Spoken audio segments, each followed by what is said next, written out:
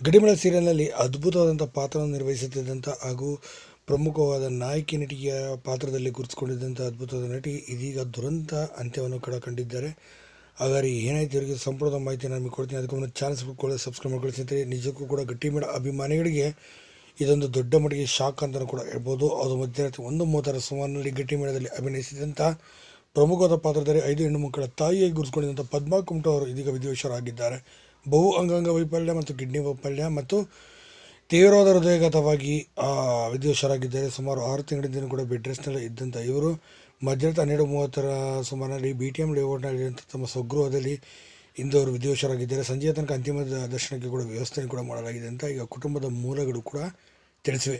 ಇನ್ನು ಗಟ್ಟಿಮೇಳ ಮಾತ್ರವಲ್ಲದೆ ಮಳೆಬಿಲ್ಲು, ಮುಕ್ತ ಈ ಕಾಫಿ ತೋಟ ಹೀಗೆ ಸಾಕಷ್ಟು ಸೀರಿಯಲ್ ಮತ್ತು ಸಿನಿಮಾಗಳಲ್ಲಿ ಗುರುತಿಸ್ಕೊಂಡಂಥ ಇವರು TN ಸೀತಾರಾಮ್ ಅವರ ಗರಡಿಯಲ್ಲಿ ಬೆಳೆದಂಥ ಅದ್ಭುತವಾದಂಥ ನಟಿ ಅಂತ ಹೇಳ್ಬೋದು. ಇನ್ನು ETV ಕನ್ನಡ ಬರ್ತಿದ್ದಂಥ ಬದುಕು